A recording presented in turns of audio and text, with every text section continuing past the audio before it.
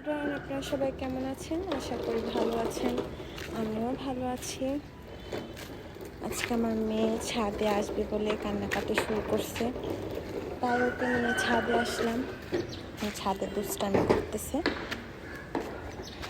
এই যে দেখেন কি দুষ্টামি করতেছে সে। রাধিকা, এখানে ঢুকছো কেন?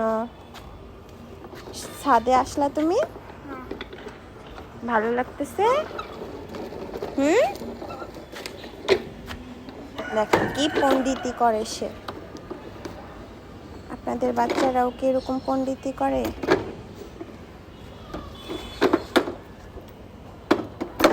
গুড, বসো।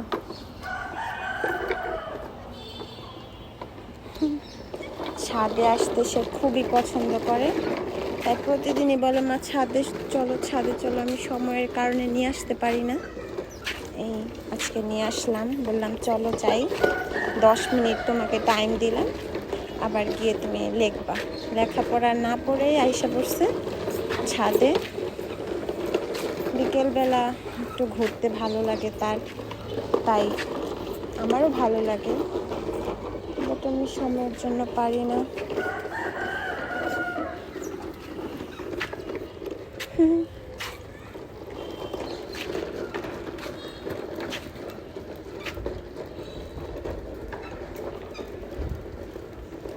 ভুকি,